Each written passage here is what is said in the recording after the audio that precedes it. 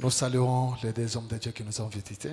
Nalamkia batumishi wawili ba Mungu wanatembelea. Mettez quand même les chaises ici, doivent quand même s'asseoir de ce côté. Mpapatie ko biti ile ngambo. Je ne sais pas pourquoi vous les avez placés ici. Mishi jonja ni mulipaweka huko. Ok, mettons-nous debout. Nous allons lire maintenant la Bible. Tushimame bwima na tasoma Biblia.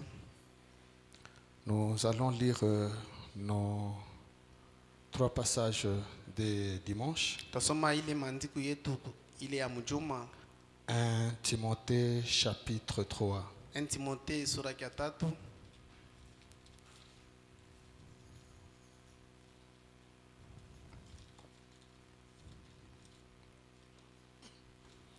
Un Timothée chapitre 3 verset 16. 1 Timothée sura ya 3 mstari ya 16. C'est sans contredit le mystère de la piété est grand. Ni bila bubishi siri ya utawa ni kubwa. Celui qui a été manifesté en chair, Ile nyerionekana mwili. justifié par l'esprit, Yenye kusabia akikupitia roho. vu des anges, Mwenye ba malaika baliona. prêché aux gentils, Mwenye kuhubiriwa leo. cri, prêché aux gentils, Mwenye kuhubiria kubantu wa mataifa. cru dans le monde, Na mwenye kuaminia dunia mzima. élevé dans la gloire. Na mwenye kunyanyua mutukufu. Prenons aussi Corinthiens chapitre 1er. Bebe tena wa Korinto. Colossiens plutôt chapitre 1er. Pa Kolosayo sura ya kwanza. À partir du verset 12. Kwa mstari ya 12. Rendez grâce au Père Kumshukuru Baba qui vous a rendu capable d'avoir part à l'héritage des saints dans la lumière, mwenye alimuwezesha kuya na ngambo kuurithi, qui nous a délivrés de la puissance des ténèbres mwenye alitufungula kupitia uwezo ya giza et nous a transportés dans le royaume du Fils de son amour, na kutuchukua mfalme wa mwana wa mapendo yake, en qui nous avons la rédemption, ndani yake tuko na ukombozi la rémission des péchés. na ondelevu ya dhambi. Il est l'image du Dieu invisible, Yeye ni picha ya Mungu mwenye le ashonekane, premier-né de toute la création. mzaliwa wa kwanza kwa maumbile yote, Car en lui ont été créées toutes les choses qui sont dans les cieux kwa sababu ndani yake baliumba bintu vyote yenye kwa kumbingu et sur la terre, na vyenye kwa pa dunia, les visibles et les vile invisibles, vinaonekana na vile vionekane, trône, dignité, domination, autorité. kichi, utawale na mamlaka. Tout a été créé par lui et pour lui. Yote rumbiwa kwake na njuu yake. Il est avant toute chose et toute chose subsiste en lui. Eko mbele ya bintu byote na bintu byote biko pale njuu yake. Il est la tête du corps de l'église. Yeye ndio kichwa cha kanisa. Il est le commencement, Yeye ndio mwanzo, le premier-né d'entre les morts, mzaliwa wa kwanza kati ya bafu, afin d'être en tout le premier. ndio akuye mu byote wa kwanza. Car Dieu a voulu que toute plénitude habita en lui. Mungu alipenda utele yote ikaa ndani yake. Prenons Exode maintenant chapitre 23. Tubebe kutoka sura ya 33 plutôt. 33.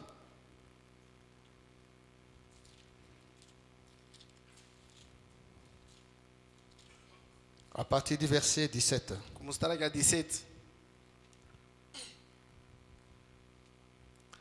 L'Éternel dit à Moïse, Bwana Mungu akamwambia Musa, je ferai ce que tu me demandes, takufanyia maneno yote utanilomba, car tu as trouvé grâce à mes yeux, kwa maana umepata neema mbele yangu, et je te connais par ton nom. na mimi nakujua kupitia jina lako. Moïse dit, Musa akasema, fais-moi voir ta gloire. unionyeshe utukufu yako. L'Éternel répondit, Bwana Mungu akasema, je ferai passer devant toi toute ma bonté, nitapitisha wema yangu yote mbele yako, et je proclamerai devant toi le nom de l'Éternel. na mitatangaza jina la Bwana mbele yako. Je fais grâce à qui je fais grâce, Inafanyisha neema kwa wenye stahili et neema, miséricorde à qui je fais na miséricorde. rema kwa wale na stahili rema. L'Éternel dit, Bwana Mungu akasema, tu ne pourras pas voir ma face, hawezi kona uso yangu, car l'homme ne peut me voir et vivre. mtu nyona na kuishi. car l'homme ne peut me voir et vivre. kwa sababu mtu hashezi kuniona na anaishi. L'Éternel dit, Bwana Mungu akasema, voici un lieu près de toi. tazama pafasi yenye kuwa karibu na Tu wewe, te tiendras sur les rochers. utasimama yule ya mwamba. Quand ma gloire passera, Wakati tukufu yangu itapita, je te mettrai dans un creux du rocher takuweka muzimu ya mwamba et je te couvrirai de ma main na nitakufinika na mkono yangu jusqu'à ce que j'aille passer. mpaka pale mimi nitapita. Et lorsque je retournerai ma main, Na wakati nitakokota mkono yangu, tu me verras par derrière, utanyona kupitia kumkongo, mais ma face ne pourra pas être vue. lakini uso yangu haitaonekana. Que Dieu bénisse sa parole. Bwana Mungu abariki neno lake. Pouvez-vous rasseoir. Mnaweza ikala. Merveilleux Père, viens bénir ta parole. Viens nous bénir aussi, Seigneur. Viens conduire chaque chose. Nous sommes venus pour la prière, Père éternel. Et nous voulons que toi, Dieu, partant de cette écriture, que tu puisses, ô grand Dieu, nous exhorter, nous donner assez de foi pour te demander, toi, Dieu. Nous nous attendons seulement à toi et nous recommandons à toi. Au nom de Jésus-Christ, nous avons demandé ceci. Amen. Amen. Ok, que le Seigneur bénisse. Bwana Mungu mbariki. Bon, depuis dimanche, nous étions en train de parler sur la divinité de Jésus-Christ. Tangia mjuma tunaanza kuhubiri mahubiri bumungu wa Yesu Kristo. Juste une manière de répondre à toutes les questions qui ont été posées par rapport à toutes les prédications que les hommes de Dieu qui sont passés ici ont prêché. Namna tu ya kujibu ya maulizo yote baliuliza kupitia mahubiri yote balihubiri kwa batumishi. Parce que comme nous avions reçu beaucoup de questions, Sasa vile tulipata maulizo ya mingi et toutes ces questions-là casaient vraiment sur la divinité de Jésus-Christ. na ile maulizo yote iliangalia ni bumungu wa Yesu Kristo. Alors au lieu de commencer à répondre question par question, Tuanze kujibia ulizo kwa ulizo. c'est ainsi qu'on a préféré parler un peu sur la divinité et cibler, toucher les points nécessaires. Ndio pale tulipenda kuhubiri bumungu wa Yesu Kristo na kugusa kutuma nukta tu kwa chana. Parce que Frère Branham nous dit, Bamansema la divinité de Jésus-Christ, bumungu wa Yesu Kristo c'est la première de toutes les révélations. ndio ufunuo ya kwanza kwa mafunuo Donc yote. si tu as la confusion sur la divinité de Jésus-Christ, Kama kuna mchanganyiko yule ya bumungu wa Yesu je te Kristo, dis que le reste dans le message, tu auras toujours des confusions. ninakwambia hivi vyote vinabakia mu ufunuo, utabakia paka na Alors quand mchanganyiko. quelqu'un vient, il prêche, Kama mtu anakuwa anahubiri, et on peut tolérer des petites erreurs ailleurs. hawezi kuvumilia tu makosa kiloko Mais pembeni. quand on touche, on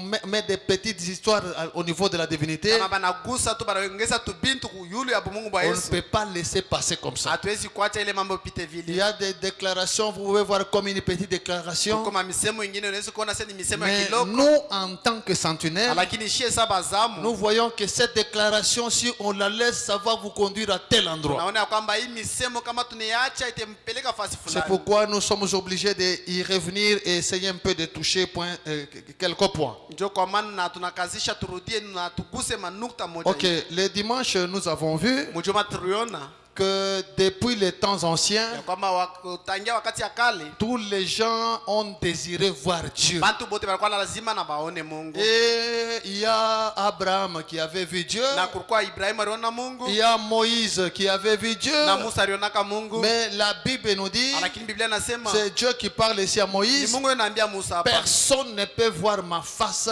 et vivre. hakuna mtu anaweza kuona uso yangu na anaishi. Donc, dans tout l'Ancien Testament, Maana yake mwagano lote la kale c'était difficile de voir la face de Dieu. ilikuwa nguvu sana kuona uso ya Mungu. Et regardez même à l'époque là de Paul, d'Abraham. Muona hata mwile wakati ya Ibrahimu. Abraham a eu à parler avec Dieu de plusieurs manières. Ibrahimu alisumbuana na Mungu wakati ya mingi, De plusieurs manières. manamna ya kuachana. Oui, il a eu à parler avec Dieu de plusieurs manières. Alisumbuana na Mungu manamna ya Jusqu'à kuachana. ce qu'un jour, Mpaka siku il moja est allé à la recherche de son frère Lot. alienda kutafuta ndugu yake Lot. Et quand il a arraché Lot à son retour, Wakati alibeba Lot mkurudia kwake, il a rencontré un monsieur alikutana na muntu appelé Melchisedec. mwenye bariita Ce Melchisedek. Melchisedec, la Bible dit, Ule Melchisedek Biblia il nasema n'avait ni père ni mère. ashikwe na baba wala Il mama, n'avait ni commencement ni fin de vie. ashikwe na mwanzo wala wa mwisho wa Et maisha. le dimanche, nous avons vu Na mjuma tuliona Frère Branham qui nous dit ndugu mama anasema ce Melchisedec-là ule Melkisedeki était Jésus-Christ. alikuwa ni Yesu Kristo. Et il ajoute encore après Anaongeza tena pour dire ce Melchisedec-là kama ule Melkisedeki n'était pas Jésus-Christ. ashikwa tena Yesu Kristo. Et là, nous avons vu Pale tuliona que cet homme-là que Abraham avait vu, kama ule mtu wa Ibrahimu aliona c'était Jésus sous la forme de la théophanie. alikuwa ni Yesu muumbo ya teofani. Et Branham nous dit Na Abrahamu anasema que c'est Jésus-là kama ule Yesu que Abraham avait vu, ule Ibrahimu aliona ou le Jésus-là wala ule Yesu que Moïse avait vu. ule Musa aliona Cet homme-là ule mtu n'était pas ce Jésus. ashikwa huyu Yesu. Donc, quand vous avez déjà des confusions là-bas, Maana kama kuna ça uchanganyiko peut kule poser problème. inaweza kuleta Mais mambo. cet homme-là que Moïse avait vu là, Lakini yule mtu Musa aliona c'était Jésus. alikuwa ni Yesu. Mais ce n'était pas ce Jésus ici. Lakini ashikwa huyu Yesu wa Nazareti. Cet homme-là que Abraham avait vu, Ule mtu Ibrahimu aliona c'était Jésus. alikuwa ni Yesu. Mais ce n'était pas ce Jésus ici. Lakini ashikwa huyu Yesu wa D'ailleurs, Nazareti. Nayo Abraham l'a vu à deux reprises. Ibrahimu alimwona mara mbili. Abraham l'a vu comme Melchisedec. Ibrahimu alimwona sa Et Melkisedeki. après, Na kisha un jour, il l'a vu manger la viande chez lui. siku moja alimwona tena ule Yesu anakula nyama Ces kwake. deux personnes-là, Wale watu wawili c'était la même personne, mpaka mtu et mmoja. c'était pas la même personne. Lakini tena shikwa tena mtu mmoja. C'était Jésus. Alikuwa ni Yesu. Et c'était pas Jésus. Tena shikwa tena Yesu. Et c'est lui qu'on avait, Abraham avait rencontré Ule Melchisedec. Ibrahimu alikutana naye Melkisedeki. C'était la théophanie de Dieu. Ilikuwa ni teofani ya Mungu. C'était Jésus-Christ, Alikuwa ni Yesu mais Kristo. la théophanie. Lakini teofani Mais un jour, Lakini siku moja il voulait manger. alipenda kula. Parce que la théophanie ne peut pas Kwa manger. sababu teofani Il haikulake. voulait manger. Ule Yesu C'est alipenda ainsi kula. qu'il a pris la poussière de la terre. Pale alibeba Il mavuno ya a bulongo. formé un corps. Anatunga mwili. C'est Melchisedec Ule Melkisedeki est entré dedans. anaingia Il ndani. est allé chez Abraham. Anaenda kwa On lui a Ibrahimu. donné à manger. Anapatia chakula. Il a mangé. Anakula chakula. Il a bu. Anakunywa na C'est maziwa. pourquoi frère Branham dit, Kama ndugu mama anasema celui qui était chez Abraham ule alikuwa kwa Ibrahimu. n'était pas Jésus. Ashikwe Yesu. Et vous allez trouver ailleurs, Hata nafasi frère nyingine. Branham dit, celui qui était chez Abraham, Alikuwa kwa Ibrahimu. c'était Jésus. Alikuwa ni Yesu. Donc il n'y a pas de contradiction, Hapana mais il kupinganisha faut na que pale. chaque chose soit à sa place. Inapaswa kila kitu kiwe Bon, pafasi yake. lisons d'abord une écriture ici. Tusome kwanza andiko moja hapa. Frère Branham dit ceci. Ndugu mama anasema hivi. Allons dans la prédication. Twende ndani ya mahubiri. Hébreux chapitre 4. Ibrania sura ya 4. Tant que je cherche un peu cette écriture-là. Mchungaji nitafute ile andiko. Hébreux chapitre 4. Kwa Ibrania sura ya 4. C'est prêché le 1er septembre. Le 1er septembre 1957. Inaombea le 1er septembre 1957. Nous l'avons même lu le dimanche. Tulisoma hata mjuma. Voilà, c'est difficile à me retrouver. Je ne sais pas si tu as trouvé là-bas. Sur ma machine, ça ne sort pas. Le 1er septembre,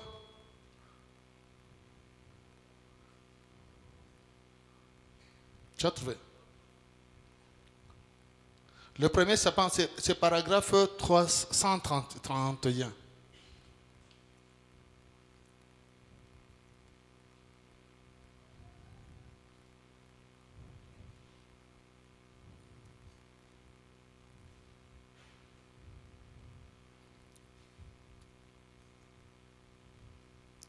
Ok. 131, attends, je viens de me retrouver aussi ici. Comme ça qu'on commence d'abord par là. Frère Branham dit ceci. Mama anasema hivi. Parce que je crois que nous tous nous croyons ce que Frère Branham dit. Nawazia kwamba si bote tunaamini ile ndugu Branham Moi anasema. j'aime bien que nous soyons des gens qui croient ce que Frère Branham dit. Mimi napendaka tukue batu wenye wanaamini. Comme vile je ndugu vous ai Branham dit le anasema. dimanche, Sababu nimemwambia il y a mjuma. beaucoup de gens qui lisent Frère Kwa Branham, bantu ba mingi nasoma ndugu mais Branham. ils le lisent avec ce qui est dans leur pensée. Lakini bado wanasema ndugu Branham Or, wazo yao. Branham peut dire autre chose, Na ndugu Branham anaweza sema mais kitu c'est lui qui kingine. lit là, il dit autre chose. Lakini ule nasoma Il anasema pense kitu qu'il a dit ce que Frère Branham a dit. anawazia kwamba anasema vile ndugu Branham Ok, anasema. Frère Branham dit ceci. Ndugu Branham anasema hivi. Jésus était une maison dans laquelle Dieu habitait. Yesu alikuwa ni nyumba ndani yake Mungu Donc, alikuwa le mwikala. corps ici, Hii mwili ilikuwa c'est le corps de Dieu. ni mwili ya Mungu. Ce n'est pas Dieu. Haina tena Mungu. Donc, n'adorez jamais le corps de Jésus. Ushabudu mwili ya Yesu. Si tu adores le corps de Jésus, Kama unabudu mwili ya tu Yesu, n'es pas différent de celui qui adore Branham. awachane na ule nabudu ndugu Branham. Nous adorons celui qui est dans le corps de Jésus. Kitu tunabudu ule mwenye kwa ndani ya Yesu. Même Jésus lui-même avait dit, Hata Yesu mwenyewe anasema, mon Père demeure en moi. baba yangu yuko ndani yangu. Et quand le Père est venu à la montagne de Wakati transfiguration, baba alikuwa kumlima mabadiliko, le Père a dit, baba anasema, celui-ci huyu est mon fils ni bien-aimé mwana wangu en mpendwa. qui il me plaît de demeurer. Ndani yake inanifurahisha nikale. Ce jour-là, à la croix, Ile siku msalaba, quand Jésus voulait mourir, wakati Yesu alipenda kufa, lui-même a crié, yeye mwenyewe analalamika, mon Dieu, Mungu wangu, Mungu wangu, pourquoi m'as-tu juu ya abandonné? nini unanyacha? Donc là, nous comprenons Pale tunaelewa que c'est Jésus, ya kwamba huyu Yesu il avait aussi son Dieu. alikuwa na Mungu wake, C'est lui-même qui l'a dit. ni yeye mwenyewe Alors alisema. nous croyons qu'il avait aussi son Dieu. Yeye na sisi tunaamini kwamba Et Yesu son Dieu là, na ule il Mungu s'appelle le Seigneur Jésus-Christ. anaita Bwana Yesu Et Kristo. son Dieu Na là, ule Mungu wake il était en lui. alikuwa ndani yake. C'est pourquoi même quand nous prions, Kwa maana hata wakati tunaomba nous allons au Père tuko naenda kwa Baba au nom du Fils. mujina la mwana, Parce que le Fils a versé le sang. kwa sababu mwana alimwaga damu. Le Père n'était pas en mesure de nous sauver. Baba ashikwe mkipima kutokoa, Parce que le Père n'avait pas le sang. kwa sababu baba ashikwe na damu. C'est pourquoi le Père avait formé un corps Kwa maana baba alitunga qui avait le sang. ile mwili Et ilikuwa na le damu. Père est tenté dans ce Na corps. baba anaingia mwile Il a mwili, payé le prix. analipa bei. Alors quand nous allons chez le Père, Wakati tunaenda kwa nous baba, n'allons pas chez le Père au nom du Père. atuende kwa baba mujina la baba. Nous allons chez le Père au nom du Fils. Tuko naenda kwa baba mujina la mwana. Branham dit, Branham anasema Jésus était une maison dans laquelle Dieu vivait. Yesu alikuwa nyumba ndani yake Mungu anaanza La kulala. Bible dit, Biblia inasema sans contredit, bila le kupinganisha, mystère de la piété est grand. siri ya utawa ni kubwa, Car Dieu a été manifesté en chair, kwa sababu Mungu alijionyesha mumwili. vu des anges, Wamalaika walimwona, élevé, mwenye kunyanyuliwa, prêché, mwenye kuhubiriwa, cru et élevé dans la gloire de Dieu. mwenye kuaminiwa na kunyanyuliwa mutukufu ya La Mungu. Bible dit, Biblia inasema en lui donnant le nom d'Emmanuel, walimpatia jina ya ce qui Emmanuel, signifie Dieu avec nous. maana yake Mungu kati yetu. La Bible dit, Biblia inasema Jésus, Yesu en lui habitait la plénitude de la divinité corporellement. ndani yake mlikuwa utele ya bumungu.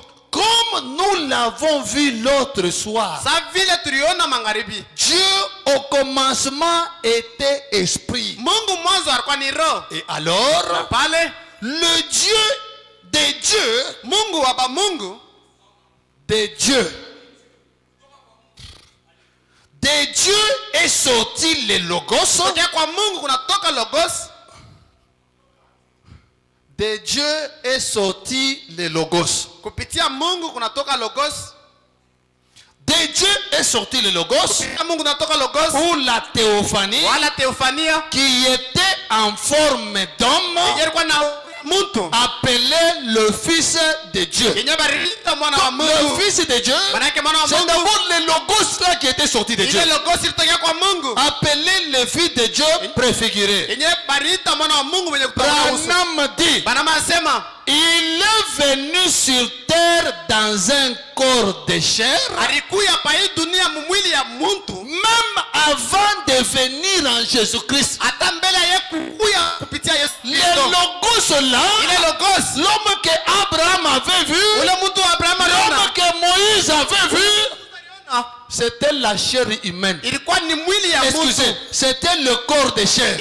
mwili ya minofu, Mais c'était différent de ce corps de chair. lakini ilikuwa yenye kuachana na hii mwili C'est ingine. pourquoi quand vous regardez ce corps de Ndio chair, maana wakati tuangalia hii mwili ya comprenez mtu, qu'il y a encore le corps de chair dans le corps de chair. mwelewe ya kwamba kukutana mwili ingine ya minefu ndani ya mwili. Muntu dans muntu. Maana yake mtu ndani ya mtu. Il y a un corps de chair à l'intérieur du corps de chair. Eko mwili ya minofu ndani ya hii mwili ya Yesu Et Kristo. le corps de chair qui est dans l'intérieur là, Na ile mwili ya minofu yenye kwa c'est ndani, ça le le Dieu Tout-Puissant. njo Mungu wa uwezo wote. Et ce corps de chair qui est dans le corps de chair, Na là, ile mwili ya minofu yenye kwa ndani ya ile s'appelle mwili Jésus-Christ. inaitiwa Yesu Et Kristo. c'est le même corps de chair Ni mpaka ile mwili qui moja est moja venu ce temps de l'enfer ilikuwa mwili wakati wa dans le mwisho corps de chair encore. inaingia tena mwili tena ingine ya minofu. Il est venu sur la terre dans un corps de chair, Alikuwa pa hii dunia mwili ya minofu même avant de venir en Jésus-Christ. hata mbele ya kuya ndani ya Yesu Kristo. Ah. La Bible dit même avant de venir en Jésus. Biblia nasema hata mbele ya kuya ndani ya Yesu Kristo. Donc, ce temps-là, il était venu. Maana yake ile wakati alikuya, C'était avant qu'il vienne en Jésus. maana alikuwa ni mbele ya kuingia Donc, ndani ya il Yesu est Kristo. venu aussi en Jésus. Alikuya tena naye ndani ya Yesu Kristo. Même avant de venir en Jésus-Christ. Hata mbele ya kuingia ndani ya mwili ya Yesu Kristo. Maintenant, Sasa avalez ça une bonne fois, frère. mumeze ile mara moja nduku. Je vais vous le prouver. Mite Frère muhakikishia. Branham sait que pour que tu puisses croire que dans cet homme il y avait encore un corps de chair, c'est difficile. Ndugu bana naamini kwamba njoo kuamini kwamba mwili mlikuwa tena C'est mwili pourquoi nyingine il dit, avale ça. Njoo pale anasema mumeze Je vais ile. te le prouver. Mite Je muhakikishia. vais vous le prouver. Mite muhakikishia. Branham continue. Bana maendelea. Quand Moïse l'a vu, Wakati Musa alimwona, Moïse n'avait pas vu cet homme. Musa shikone huyu muntu wa Mgalilayo. Quand Moïse l'a vu, Wakati Musa alimwona, il a dit, anasema fais-moi voir ta forme, Seigneur. unionyeshe umbo yako Bwana. Et Dieu l'a caché dans le rocher. Na Mungu alimficha Et mwamba. quand Dieu est passé, Wakati Mungu alipita, il a dit, anasema c'était le dos d'un homme. ilikuwa ni mkongo ya mtu. Branham dit, Bana anasema c'était cette théophanie. ilikuwa ni ile teofania. C'est lui que Moïse avait vu là. Ule Musa alionaka. Moïse avait vu son dos là. Musa aliona mkongo yake. C'était la théophanie. Ilikuwa ni teofania. Mais cette théophanie là, Lakini ile teofania c'était un corps de chair. ilikuwa ni mwili ya minofu.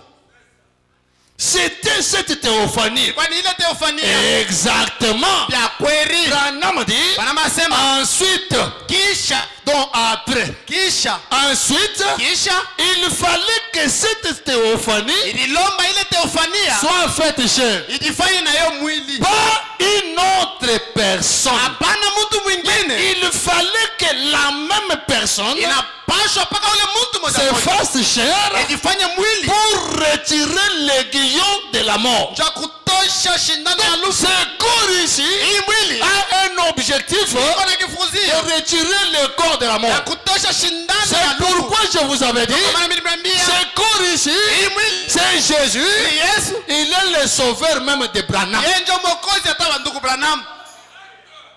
C'est pourquoi moi je ne crois pas, Kwa maana mimi ou je shamini ne soutiens pas, wala mishimamie tous les prédicateurs qui comparent Branham à Jésus. bale bahubiri bako nalinganisha ndugu Branham na Yesu. Cet homme ici, il est incomparable. Huyu Yesu ana na kulinganisha naye.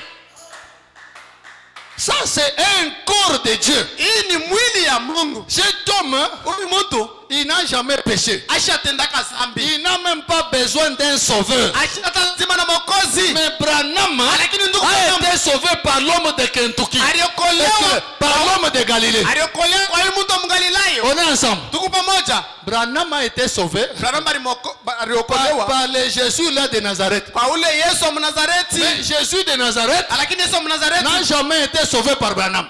ashiokolewa kwa ndugu Branham. Parce que des fois, par enthousiasme, Saa zingine kupitia nous ufunuo les prédicateurs, sie bahubiri nous arrivons des fois à dire, tunafikia mkusema Branham a fait beaucoup de choses de plus que Jésus. oh, Branham anafanya vitu vinene kushindia Yesu. Jésus, Yesu l'homme de Galilée, mtu wa Mgalilayo c'est un corps créé. ni mwili yenye bariumba. Jésus Yes. avait le sang de Dieu. Alikuwa na damu ya Mungu.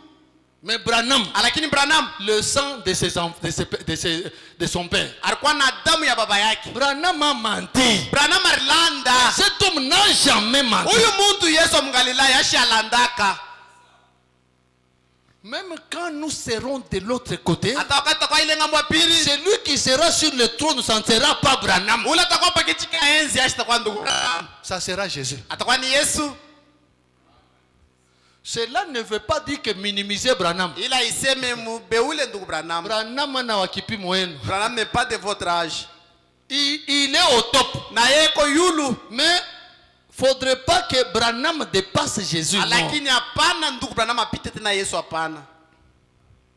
Relisons d'abord. Tusomune kwanza. Pas une autre personne. Hapana mtu mwingine. Mais il fallait que la même personne se fasse chair Iloma ule mtu moja moja alifanyisha pour retirer l'aiguillon de la mort. ja kutosha shindano ya lufu. C'est comme l'abeille quand elle pique. Ikusa nyuki wakati anakulumiza. L'aiguillon reste là. Ile shindano inabakia Donc pale. là, comprenez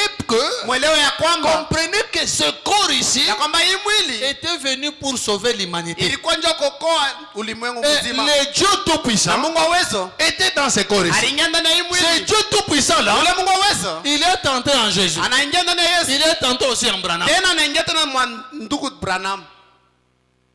Comme je vous ai lu de dimanche, Sabile mlimsomea mjuma. sur toute la ligne, Mustari yote. le créateur c'est Dieu. Muumbaji ni paka Mungu. Il y a un seul créateur, Muumbaji ni un moja. seul guérisseur, Mtunzaji moja. c'est Dieu. Ni Mungu. Ce n'est même pas cet homme ici, Ana huyu mtu. c'est celui qui était en lui. Ni ule alikuwa ndani yake. C'est pourquoi cet homme disait, Huyu mtu anaanza ce kusema, n'est pas moi qui fais les œuvres, aina mimi niko nafanya matendo. c'est mon Père qui demeure en Ni moi. baba yangu mwenye kwa ndani De la yangu. même manière, Namna moja moja. Branham aussi n'a pas fait de miracles. Ashikufanya miujiza. C'est le Dieu tout-puissant dans Branham qui a fait les Ni miracles. Mungu wa uwezo ndani ya ndugu Branham C'est anafanya pourquoi miujiza. quand les gens commencent à comparer les Ndio deux, kwa maana wakati bado wanaanza kulinganisha ils mambo ne mawili. comprennent pas ce qu'ils disent. Abaelewe bila yuko nasema. Celui qui créait, c'est quelqu'un qui était dans cet homme. Ule anaanza kuumba ni mtu mwenye kwa ndani ya huyu Et Yesu. aujourd'hui, c'est la même personne qui est dans cet homme. Na leo tena ni paka ule mtu moja moja kwa ndani ya ndugu Branham Branham. a fait beaucoup de miracles plus que Jésus. Oh, Branham anafanya miujiza Ça vient d'où ça? Ile inatokea wapi? C'est vrai, nous aimons Branham. Ni vya kweli tunapenda ndugu Branham. Mais n'exagérons pas. Lakini tushipitishe. Laissons-le à sa place. Tumwache pafashi yake. Frère Branham dit ceci. Ndugu Branham anasema hivi. Lisons une dernière écriture et puis on avance. Tusome andiko ya mwisho kisha tuendelee. Dans la prédication, Ndani ya mahubiri le ministère expliqué. siri yenye banafasiria. Prêché le 11 septembre 1900, le 11 juillet 1950. Yenye nahubiri le 11 juillet 1950. Frère Branham dit ceci, Ndugu Branham anasema hivi. paragraphe 13. Paragraphe 13. Parce qu'il ne faudrait pas que nous puissions rester, oh non, non, en tout cas, comment pasteur Nasema hivi. Ndio tushibakie pourquoi le pasteur parle ainsi.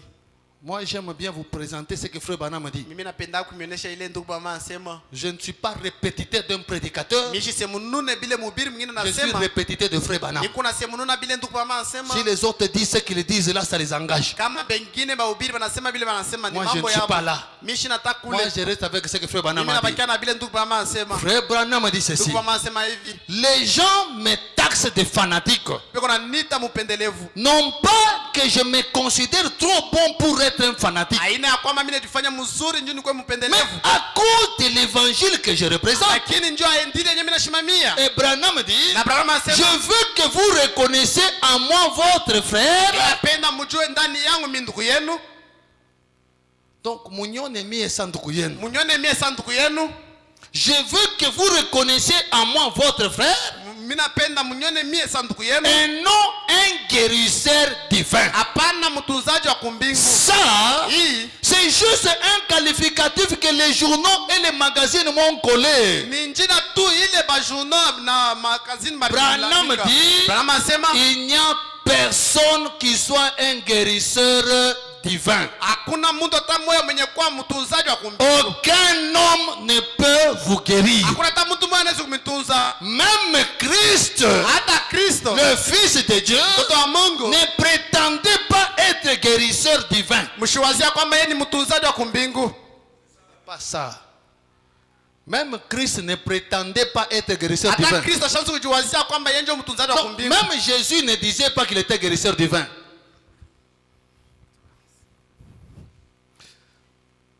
Aucun homme ne peut vous guérir. Hakuna mtu anaweza kumitunza. Même Christ, le Fils de Dieu, Hata Kristo mwana wa Mungu ne prétendait pas être un guérisseur divin. hakuwa anajitoa kama yeye mponyaji wa kumbingu. Il a dit, Alisema ce n'est pas moi qui fais les œuvres, aina mimi unafanya matendo, c'est mon Père qui demeure en moi qui fait les œuvres. ni baba yangu anaketi ndani yangu anafanya Et matendo. Branham dit, Abraham si anasema donc Jésus, kama basi Yesu notre tendre sauveur, Mwokozi wetu le le sauveur de mpendwa, Branham, mokozi wa Branham, notre tendre sauveur, mpendwa wetu n'a mokozi, pas voulu s'attribuer le mérite d'être un guérisseur. ashikupende kujistahisi akuwe À combien mponyaji. plus forte raison nous, Mara ngapi siye nous ne devons pas nous l'attribuer. hatuwezi kuchukua ile mziko. Branham dit, Branham anasema nous prions seulement pour les malades. tuko naombea tu bagonjwa, Et c'est par la foi que vous êtes guéris. na ni kupitia imani ambayo C'est mnapona, par la foi que vous êtes guéris. kupitia imani mnapona. Eh bien, Zuri, avant que vous ne puissiez avoir... mbele ya mwe kupata, je trouve que beaucoup de gens acceptent et accèdent à la foi. minaona watu mingi wanaingia kuimani, On dirait par hasard. iko saa kwa bahati. C'est lui qui guérit, c'est Dieu. Ule unaponyesha ni Mungu. Même Jésus lui-même, Hata Yesu ye moya, le Fils de Dieu, mwana wa Mungu, il ne disait pas qu'il guérissait. ashikwanza sema aranza ponesha, Il disait que c'est le Père qui est en moi qui guérissait. aranza usani baba yuko ndani yangu, Et aranza quand kuonyesha. Branham vient, Na Branham wakati anakuya, c'est toujours le même Père qui guérit par Branham. ni paka baba moya moya anaponesha kupitia Mais Branham. maintenant, dire que Sasa kusema Branham a créé des écureuils, Branham arumba il bakabuji, a fait beaucoup de choses plus que Jésus. alifanya vitu binene kushindia Ce Yesu. n'est pas comprendre ce qu'on dit. Ni kutokuelewa ilo nasema. Parce que si toute l'année, c'est toujours Dieu qui guérit. Kumustari yote ni Mungu anaponyesha. Même si tu viens, je prie pour toi, tu es guéri. Hata kama unakuwa mina kombe unapona, Je peux dire non, non, je t'ai guéri. naweza kusema mina kuponyesha, C'est correct, je t'ai guéri. iko sawa na kuponesha. Mais toi, tu dois comprendre Lakini que unapasha quand kuelewa, il dit que il m'a guéri là, wakati hasa niponesha, non, Dieu m'a guéri par lui. maana Mungu ananiponesha Mais kupitia si j'arrive yeye. au point de dire, Kama nafika mkipimo moi, kusema j'ai guéri plus que Branham, mie niliponesha ushindia Branham, là, je tape à côté. pale mina pika mpompi. J'aime qu'on comprenne bien de quoi je parle. Minapenda tuelewe niko nasemea nini. Dire que Branham avait créé les écureuils, Kusema Branham arumbaka nous bakabuji, comprenons que c'est Dieu par Branham. tunaelewa kwamba ni Mungu kupitia Branham. Dire que Branham a fait beaucoup de choses plus que Jésus, Kusema Branham alifanya vitu mingi kumshindia ça, je ne Yesu, crois pas ça. bila shamini bio. J'aime que l'épouse parole ne puisse pas croire ça. Na mimi napenda bibi harusi neno shamini vya vile. On ne peut pas comparer les deux hommes. Hatuwezi kulinganisha watu wawili. Et quand vous voulez les comparer, Wakati surtout nous les croyants du message, zaidi shibamini quand nous ujumbe. commençons à les comparer, Wakati tunaanza kubalinganisha, nous avons tendance à abaisser Jésus tunaanza kupima kushusha Yesu et élever plus Branham. na kunyangula sana Branham. non. Hapana, Nous élevons Branham, tunanyangula Branham. nous élevons Jésus, mais Jésus est au-dessus. Lakini Yesu ko yulu. On est ensemble. Tuko pamoja. On est ensemble, hein? Tuko pamoja. Bon, relisons la dernière écriture qu'on avait lue. Tusome tena ile andiko ya mwisho L'écriture qui tusomaka. donne toujours confusion. Andiko ile nakotoleshaka sana. Là où souvent nous les hommes de Dieu, Pale kwa desturi shiba tumisha nous Mungu, prenons cette écriture tunabebele andiko et nous l'interprétons autrement. na tunaitafsiri namna ingine. Pendant que frère Branham lui dit autre chose, Wakati ile ndugu ama saa kitu ingine, nous lisons la même écriture. si tunasoma andiko moya Mais moya, nous la expliquons autrement. lakini tunaifasiria munamna ingine. 3 hommes de Dieu sont passés ici. Batumisha Mungu baripita hapa, Ils ont lu la même écriture. barisoma andiko moya moya Et ils ont dit, vous avez lu, hein? na barisema munasoma. C'est ce que dit. Et pourtant, ce que lui explique, ce n'est pas ce que nous avons lu. Nayo ile yeko nafasiria haina njoo ile shi tulisoma. Ils sont sincères Beko bahaki dans ce qu'ils disent. mwile beko nasema, Mais ce n'est pas ça. lakini haina vile. Ils sont dans l'imagination. Beko Vous mumawazo, lisez, mais vous pensez à autre chose. uko nasoma lakini unawaza Et kubingine. à ce moment-là, vous pensez que c'est ce qui est là-bas. Mwile wakati wako nawazia sasa njoo vile basha kuandika. Les dons de Dieu trouvent toujours leur place. Zawadi ya Mungu inapata kila mara nafasi yayo. Prêché le 22 décembre 63. Inahubiriwa le 22 décembre 63. Paragraphe 63. Nokta yake 63.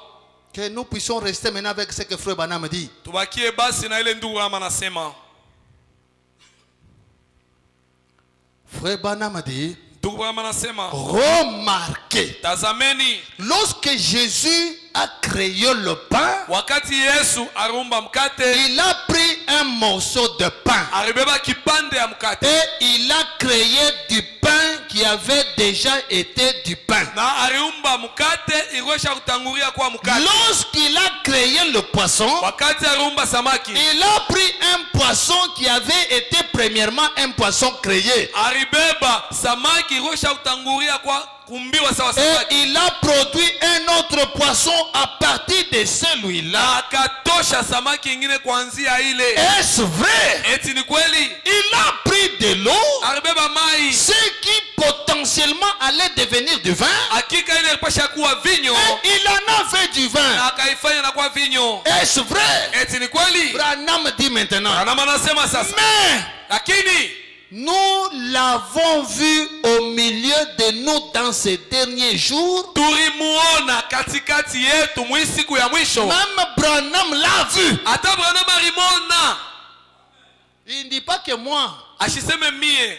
Moi, Branham, je l'ai vu aussi. Mie Branham nilimuona. C'est ici que les gens concluent que c'est Branham qui avait créé. Ni hapa batu wao nasema Branham. Vous voyez, aliumba. Branham a dit que non, aujourd'hui il a fait beaucoup de choses. Munaona Branham anasema leo afa vitu mingi. Mais nous l'avons vu au milieu de nous, Tulimuona katikati yetu dans ces derniers jours, mwisiku ya mwisho. créer des choses sur les champs à partir de rien. Kuumba bitu paka pale mwawazi. Est-ce vrai? Eti ni kweli? Il peut créer un écureuil Anaweza kumba kabunja. là où il n'y a point d'écureuil. Pale kabunjana hapo. C'est vrai. Kweli. Et il reste Dieu. Na anabakia Mungu. Il est tout autant la divinité aujourd'hui. Eko vile vile bumungu Il leo. était alors, Vile alikuwa elle basi. a toujours été, Anabakia paka vile. ou qu'il le sera toujours. Wala atakuwa paka vile. Il est toujours Dieu. Eko paka Mungu. Et Na il invite le cœur à croire cela. analika moyo kuamini ile. La Bible dit, Biblia inasema vous ferez des choses utafanya vitu plus grandes que celles-ci, vikubwa kushindia hivi sans qu'il y ait quelque chose à tenir ou à couper. bila kuwe kitu pale wala kya kukata. Prononcez la chose Sema msemo et elle sera là. na itakuya. Donc aujourd'hui, Leo c'est l'âge où nous prononçons la parole ni kizazi si tunasema et neno la chose arrive. na mambo C'est yanafika. le troisième poule. Ni uvuto ya tatu Alors cela ile ne veut pas dire que nous allons faire beaucoup de choses plus que Paul. haina kusema shetu tafanya vitu mingi kushindia Non, Paulo. le miracle que nous faisons, Miujiza tu c'est unafanya le même Dieu par nous. ni Mungu moya moya kupitia kwetu. C'est le même Dieu par Ni Branham. Mungu moya moya kupitia C'est Abrahamu. le même Dieu par Jésus. Mungu moya moya kupitia kwa Et Yesu. à l'époque là de Jésus, Kwa wakati wa Yesu au lieu de créer à partir du rien, kuliko kumba muwazi il lui a plu de prendre le pain ilimfurahisha kuchukua mkate et de multiplier le pain. na kusidishi Mais mikate. aujourd'hui, Lakini leo comme c'est l'âge d'or, vile ni kizazi ya à dhahabu, partir du rien, mwawazi il crée. anaumba, Il crée par moi. anaumba kupitia Il kwangu, crée par toi. anaumba kupitia Il kwako, crée par toi. anaumba kupitia kwako. Même ce matin, il va encore créer. Hata hii magharibi ataumba tena. Alors ne dis jamais, Sasa usiseme moi kama, j'ai fait beaucoup de choses plus que Branham. oh, mimi nafanya vitu mingi kushinda Oh, moi Bwana. j'ai fait beaucoup de choses plus que Jésus. Wala mimi nafanya vitu mingi kushinda Non, yako. non, Hapana. c'est la même divinité en toi. Ni bumungu bumwamua ndani yako. On est ensemble. Tuko pamoja. Lisons une autre écriture Tusome andiko ingine pour appuyer ce que je vais de vous dire ici. juu ya kuongeza kuina Pour que nous arrivions à comprendre juu tufikie kuelewa que sur toute la ligne, mustari yote c'est Dieu qui crée. ni Mungu iko naumba. Mais Amen. nous sommes les privilégiés. Lakini si tuko babati Parce que nous vivons dans un âge kwa sababu tunaishi mkizazi où tu parles seulement et la chose vient à l'existence. ambayo unasema tu na kitu Tu kinaonekana. parles seulement, ton travail arrive. Unasema tu kazi yako inakuya. Tu parles seulement, ta villa arrive. Unasema tu kinyumba chako Tu kinakuya. parles seulement, les dollars arrivent. Unasema tu madolari inakuya. À partir du rien. Mwawazi. Voilà l'âge d'or que nous vivons. Ndio kizazi ya dhahabu Et tunaishi. cela ne veut pas dire Na ile ina que kusema dans cet âge, nous faisons beaucoup de choses plus que Jésus. mui kizazi tu unafanya vitu mingi kushindia Yesu. Dans la prédication, Ndani ya mahubiri le signe alama prêché le 1er septembre 1963. inahubiriwa le 1er septembre 1963. Frère Branham dit ceci, Ndugu Branham anasema hivi. paragraphe 416. Nukta yake 416.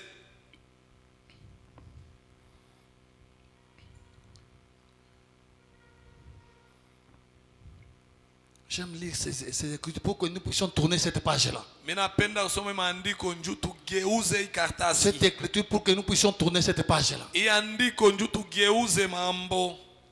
Pour que même si un prédicateur venait, Juu hata kama mhubiri il mwanakuya vous montre comment Branham avait fait des miracles plus que Jésus, anamiambia namna gani Branham alifanya miujiza kushinda Yesu, que vous compreniez de quoi il parle. mwe mwelewe kile yeye anasema. Faudrait pas que chaque fois que je commence à venir pour venir corriger, non. Haipashe kila mara nyanze kuya njoo kwa kutengeneza, hapana.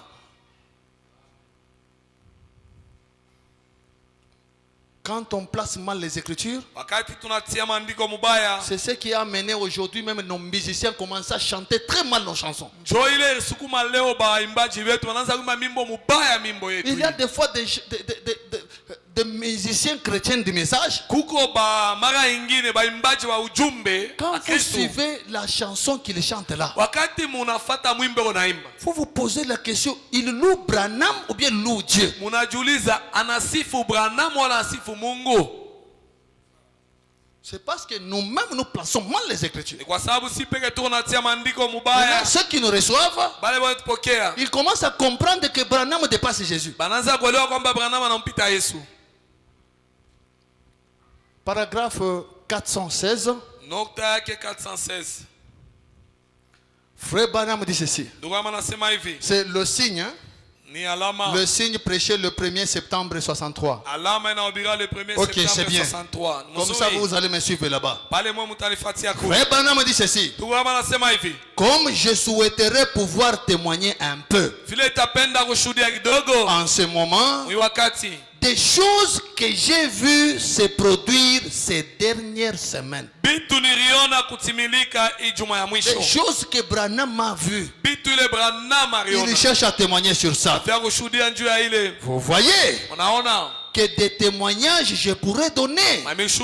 Mashuhuda anaweza kuleta. Vous savez, Unajua? Luc a dit, Luka alisema si tout ce que Jésus a fait kama yote Yesu alifanya était inscrit dans des livres, iliandikiwa mubitabu, il n'y aurait pas dans le monde entier assez de livres pour écrire tout cela. mudunia akupashe kuwa bitabu njuu ya kuenesha kuandika vyote bile. Branham commence avec Jésus, Branham anaanza na Yesu ce qu'il avait fait, ile alifanyaka, les témoignages de Luc. maushuda ya Luka. Si tout ce que Jésus avait fait Kama yote Yesu alifanyaka était inscrit dans des livres, iliandikiwa mubitabu, il n'y aurait pas dans le monde entier assez de livres pour écrire tout cela. mudunia mukupashe kuwa bitabu vya kuenea njuu ya kuandika ile. Et Branham dit, Na Branham anasema rien que ce que j'ai vu dans mon propre ministère, ile niliona muhuduma yangu, ce que je l'ai vu faire. ile nilimona iko nafanya. On est ensemble, hein? Tuko pamoja? Ce que je l'ai vu faire. Ile nilimona iko nafanya. Il n'y aurait pas assez de place sur cette estrade Hakutakuwa fasi pa hii mimbali pour empiler tous les volumes. juu ya kutia yote. Si j'écrivais en détail Kama mimi naandika musemo kwa musemo, ce que je l'ai vu faire, ile nilimona yeye kufanya, rien que dans mon propre ministère. mutumishi yangu tu. Qui dans le ministère de Branham? Nani mutumishi ndugu Branham? Jésus lui-même, Yesu le yeye mmoja. Père. Baba, Dans mon propre ministère, huduma yangu ce que je l'ai vu faire. ile nilimona yeye kufanya. Voyez-vous, Unaona? Branham dit, Branham anasema il a eu plus de succès dans mon ministère alipata utawalo sana mhuduma yangu qu'il n'en a eu dans le sien. kushindia ile alipata muyake. Même cette écriture ici. Hata iandikwe. Non, Branham a eu plus de succès que Jésus. Oh, Branham alipata On lit cette onekana sa écriture ushinda Yesu, masoma yandiko avec la pensée que c'est Branham. na mawazo kwamba ni Branham, Et on explique ce que Branham, c'est que j'ai lu. na banafasiria usawa njoo mimi nasoma ni Branham. Mais Branham lui dit, Branham anasema il a eu plus de succès dans mon ministère. alipata kavumu sana Il a eu plus de succès dans mon ministère alipata kavumu sana mhuduma yangu qu'il en a eu dans le sien. kushindia vile alipata muyake. Branham dit, Branham anasema maintenant, sasa n'oubliez n'oubliez pas. mushisabu. Je ne sais pas. Oh là là. Maintenant, n'oubliez Sasa, pas. Ok. mushisabu. Maintenant, n'oubliez pas. Sasa mushisabu. Lui a eu plus de succès. Yeye Pas moi. alipata kavumu sana. Hapana mie. Pas moi. Hapana mie. Oui. Yeye. Gloire. Gloire. Utukufu. Alléluia. Alléluia. Il a eu plus de succès à Jeffersonville Alipata kavumu sana ku Jeffersonville. qu'il en a eu à Nazareth. Kushindia vile alipata ku Nazareth. C'est vrai. Ni kweli. Dans cette méchante ville-là. Muile mukali. Et dans Muji. cette méchante ville-ci. Ai muji mubaya hii. Alléluia. Alléluia. Gloire. Utukufu. Parce Kwa que sababu il ne pouvait pas faire aucun miracle dans ces lieux. muile fasi akuweza kufanya hata miujiza moja. Mais il en a fait ici. Lakini alifanya hapa. Ici, Hapa. il a fini par percer. Alishia mukupasula. Ici, Hapa. il y est arrivé. Alifikia hapo. Il a peut-être fallu qu'il aille chercher des gens à l'extérieur. Saa zingine ilipasha enda tafute batu nje. Mais il y est arrivé de toute façon. Lakini alifika munamna yote. Ainsi, Hivi. il a eu plus de succès ici Alipata kavumu sana hapa. qu'il n'en a eu à Capernaum Kushindia vile alipata ou à Kapernaum. Nazareth. Wala ku Nazareti. Il a fait plus de miracles ici, même dans ce tabernacle, Alifanya miujiza mingi sana hapa mumeskani. qu'il n'en a fait dans tout son ministère sur la terre. Kushindia vile alifanya muhutumishi yake yote pa dunia. On est ensemble. Tuko pamoja. Amina.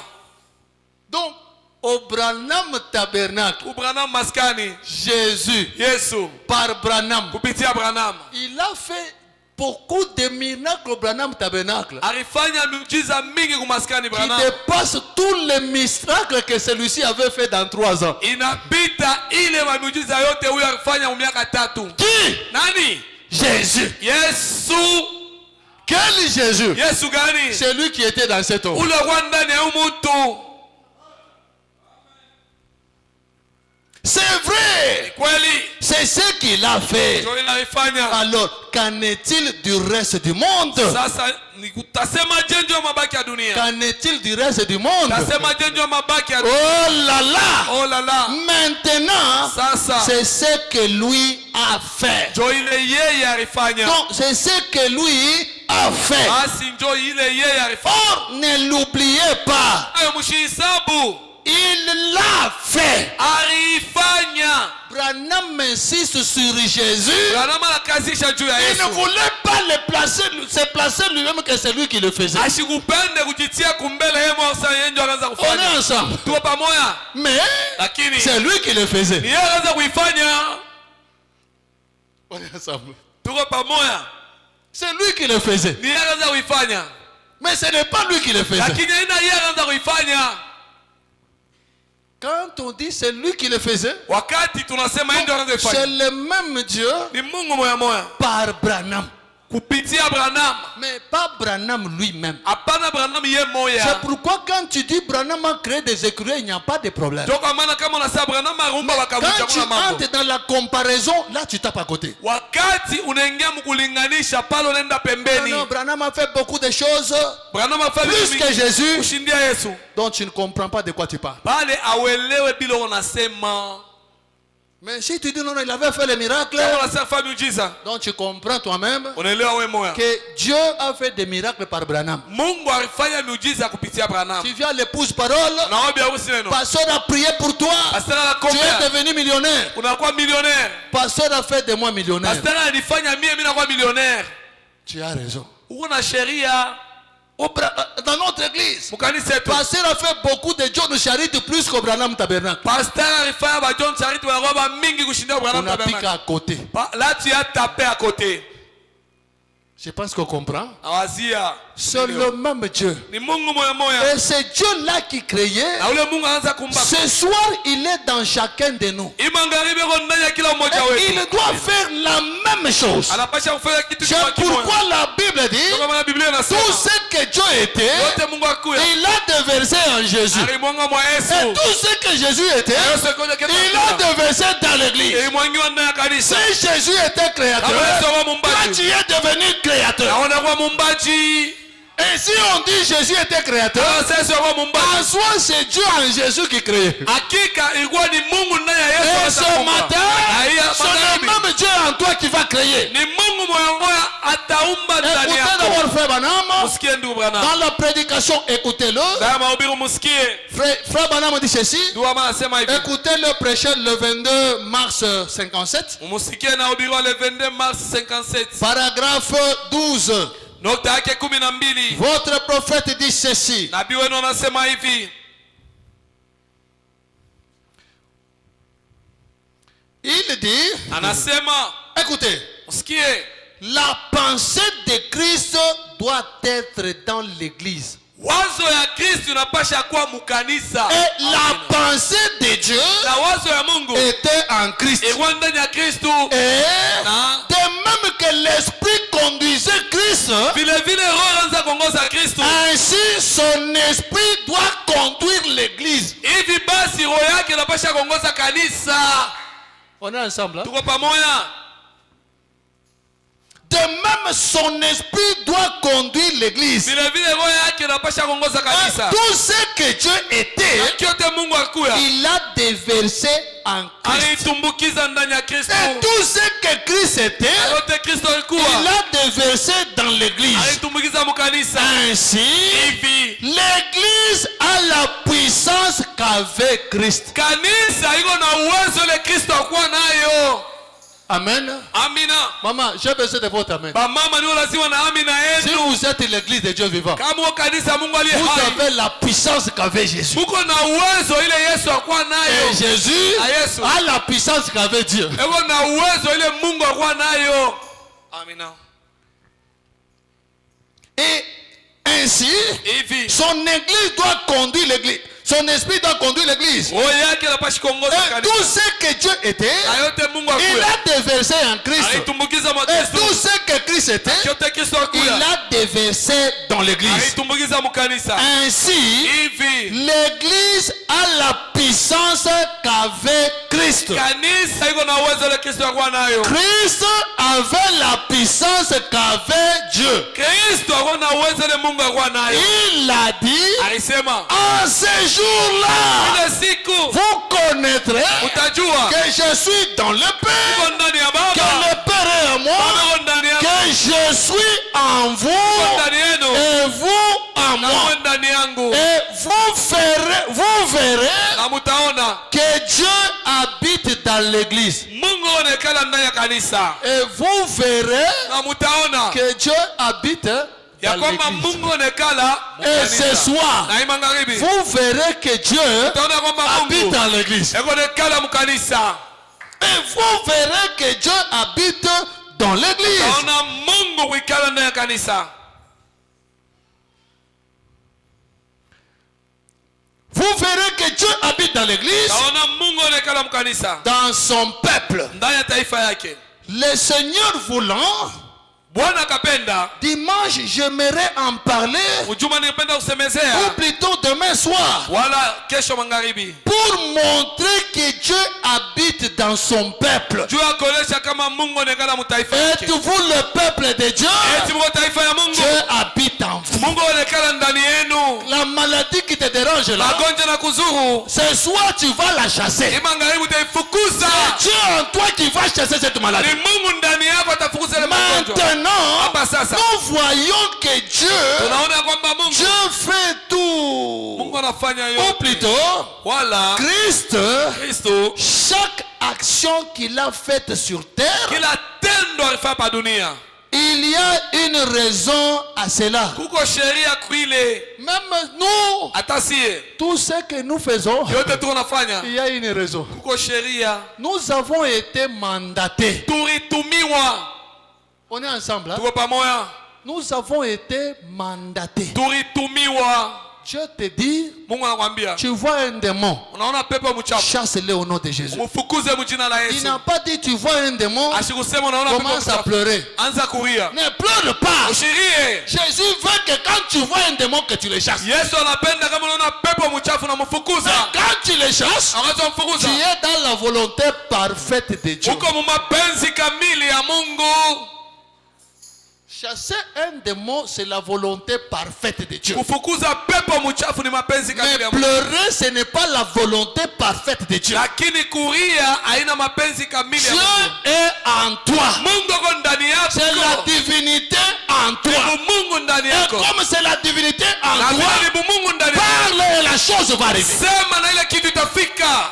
N'aie peur de rien. Ushikwe na boka kukitu. Que le diable ne te trompe pas. Shetani Parce ashikulongofe. que des fois, Asa mara quand ingine. tu veux chasser le démon, Wacha ufukuza le pepo. diable vient te dire, Shetani anakuambia, regarde ce que tu avais fait hier. "Angalia kilofanya jana." Non, non, Hapana. ne regarde pas ça. Shangaa kuile. Frère Branham te dit, si tu regardes ce que tu as fait, Kama unaangalia ou si ulifanya. tu regardes ce que tu fais, Wala kama unaangalia le ulifanya. calvaire ne signifie rien pour vous. Kalvari haina na maana Et kwako. ailleurs, il ajoute Fasi ingine anaongeza. que si le diable te montre tes erreurs, Shetani anakuonyesha makosa yako. montre-lui le calvaire. Wewe muoneshe Kalvario. Ce soir, il doit partir. Hii magharibi anapasha kuondoka. Lui-même, Branham dit, Yeye Abrahamu anasema, quand le chrétien le plus faible s'agenouille et prie, wakati Mkristo wa chini sana anatonga magoti tout naomba. démon tremble. Pepo yote inatetemeka. C'est Branham n'a pas dit le chrétien le plus fort. Anaomba shuhudia Mkristo wa nguvu Si sana. c'est toi le plus faible de cette église, Kama ni wa chini sana mwikani. ce soir, Hii magharibi quand tu pries, wakati unaomba chaque démon va trembler. kila pepo Pas atatetemeka. seulement ça, il va partir. Hapana kutetemeka tena, atakimbia. Pourquoi? Juu ya nini? Parce que quand un fils de Dieu prie, Kama mtoto wa Mungu anaomba, sa prière a plus de valeur que la prière d'un ange. maombi yake yako na bei sana kushindia maombi ya Tel malaika. que tu es là, tu dépasses tes lois Michael. Unapita kwa mbali Tu Mikaeli. dépasses tes lois ange Gabriel. Unapita kwa mbali malaika Tu Gabrieli. dépasses tes lois tous ces anges-là. Unapita mbali wale wa malaika Tu wote. dépasses même les sang du Seigneur Jésus-Christ. Unapita hata damu ya Bwana Yesu Kristo. Tu coûtes trop cher. Uko wa bei sana. Tel que tu es là, tu coûtes trop cher. Ile kwa pale kwa wa bei sana. Même si tu n'as pas l'argent, Hata kama una mais tu makuta. coûtes trop cher. Lakini kwa wa bei sana. Tu dépasses le diamant. Unapita dhahabu. Tu dépasses même le monde entier. Unapita dunia yote. Pour toi, Kwa nini? Jésus a accepté qu'on le déshabille. Yesu alitika wamvule Pour Mungu. toi, Kwa nini? Jésus a accepté cette ignominie. Yesu alitika ile haya. Pour toi, Kwa nini? Jésus a vécu sans habit. Yesu aliishi bila manguo. Pour toi, Juu yako. Jésus a vécu sans souliers. Yesu aliishi bila mikato. Pour toi, Juu yako. Jésus a vécu sans maison. Yesu aliishi bila Il manyumba. n'avait pas de maison. Ashukua na manyumba. Pas pour que toi tu sois locataire. Unajua uwezo Il pamoja n'avait pas de maison. Ashukua na manyumba. Pour que toi tu aies de maison. Chukua na manyumba. Un jour, Siku moja. un jour, Siku moja. Pierre lui a dit, Petro amwambia, Seigneur, Bwana, j'ai tout abandonné pour toi. ninaacha vyote juu Je yako. gagne quoi? Unapatia monini? Toi ce soir, Wewe magharibi. dis à ce même Dieu là, Ambia kwa Mungu moyo Seigneur, Bwana, j'ai abandonné la dénomination. ninaacha sehemu Pour toi, juu yako. je gagne quoi? Ninapata Je monini? gagne quoi? Unapata nini? Église, Kanisa, ne crois pas seulement avoir la vie éternelle. usiamini mpaka kupata uzima wa milele La vie bure. éternelle, oui. Uzima wa milele ndio. Mais sur la Lakini terre, pa tu dunia dois être heureux. unapasha kuwa waheri. Sur la Pa terre, dunia tu dois être en bonne santé. unapasha kuwa mwafya nzuri. C'est la raison pour laquelle Kwa maana Dieu Mungu est venu en toi alikuwa ndani yako pour vaincre le diable. juu ya kushinda shetani. On est ensemble. Tuko pamoja. Dieu est venu en toi Mungu alikuwa ndani yako pour vaincre Satan. juu ya kushinda shetani. Écoutez, mon frère Branham. Msikie ndugu Branham, Dans la prédication, ndani ya mahubiri, celui qui est en vous. yule ko ndani yenu. Bon, lisons d'abord une autre écriture ici. Tusome mbele andiko ingine hapa. La foi éprouvée Imani inajaribiwa au fil du temps. manyakati. La foi éprouvée au fil du temps. Imani inajaribiwa kando kando ya nyakati. Prêché le 30 mai 58. Inahubiriwa le 30 mai 58. Frère Branham dit ceci. Ndugu Branham anasema hivi. Attends, je cherche le paragraphe. Tafute nokta. La foi éprouvée au fil du temps. Imani na jaribia nyakati. Paragraphe 14. Nukta yake 14. Frère Branham dit ceci. Ndugu Branham anasema Je hivi. pense que vous croyez, frère Branham, hein? Na wazia munaamini ndugu Branham. Lui ne ment pas, hein? Yashikilandake. Ce qu'il dit, c'est ce que Dieu dit. Ila anasema njole Mungu Et anasema. qu'est-ce que Dieu dit? Mungu anasema nini? Frère Branham dit ceci. Ndugu anasema hivi. Ou Dieu dit ceci par la bouche de frère Branham. Wala Mungu anasema hivi kukinywa ndugu Branham. Dans notre passage de ce soir, Mwandiko yetu ya magharibi. au chapitre précédent, Sura ile ilifata. Jésus avait dit à un arbre. Yesu alisema na muti. Jésus Yesu avait dit à un arbre alisema na muti. qu'aucun fruit ne pousse sur toi, Atatunda mwashi wote ou kwako. plutôt que personne ne mange de toi. Wala kuna mtu akule kwako. Ensuite, il a dit, Kisha akasema. après ce verset, Kisha ile mstari. il a dit, Akasema. si vous dites à cette montagne, Kama unasema na hii mulima. si vous dites à cette maladie, Kama unasema na hii magonjwa. si vous dites à cette difficulté, Kama unasema kui magumu. si vous dites à ce blocage, Kama unasema kui kifungo. si vous dites à cette montagne, Kama unasema kui mulima. ôte-toi, Toka hapa. ôte-toi, Toka hapa. pas si j'ai dit. Hapana kama mimi nasema. Église, Kanisa. ce n'est pas à Jésus de parler à ta maladie. Haina Yesu kusema kwa magonjwa C'est yako. à toi-même de parler. Kwako wewe moya kusema. On est ensemble. Tuko pamoja.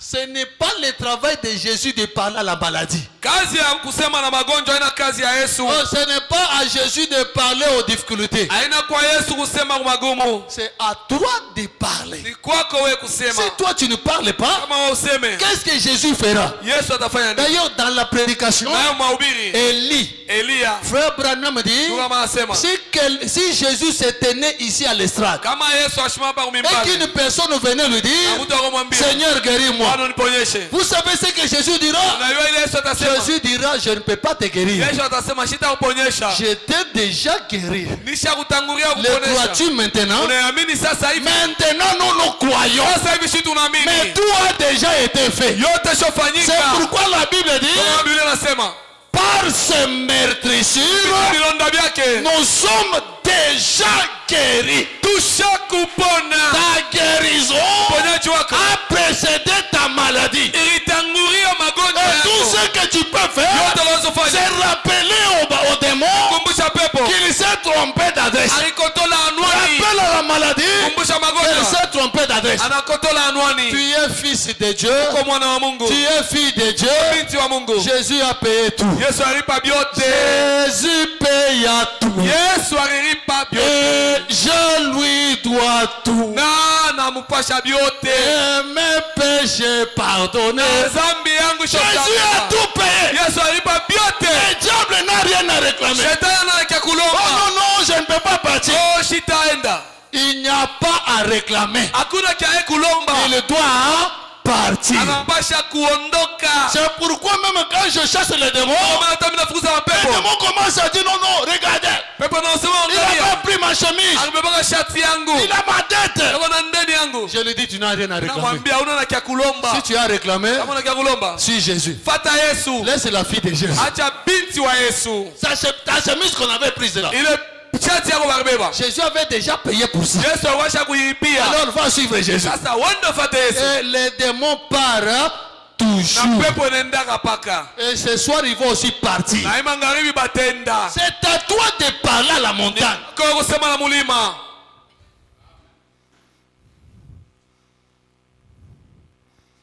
Ensuite, il a dit, après ce verset, Kisha alisema kisha mustari. si vous dites à cette montagne, ôte-toi, Kama unasema na hii mulima ondoka. pas si je dis. Hapana kama mimi nasema. Si vous dites à cette montagne, Kama ôte-toi. unasema na hii mulima ondoka. Or, Nayo. nous savons que l'homme ne peut pas déplacer une montagne Tunajua kwamba mtu hasiwezi kuhamisha mlima moja. juste en s'adressant à celle-ci. Mkusema tu kumulima. Branham dit, Kama anasema. seul la divinité peut faire cela. mpaka bumungu tu ndio munaweza kufanya vile. C'est la divinité sur toute la ligne. Ni bumungu mustari yote. Seule la divinité peut faire cela. mpaka bubungu tu munaweza kufanya vile. Ainsi donc, Hivi basi si la montagne est devant nous kama mulima iko mbele yetu et que notre objectif na kifukuzio kiatu et notre motif sont justes, na kusema wetu kwa haki, alors Pale. ce n'est plus nous qui haina parlons, kitu kunasema, c'est la divinité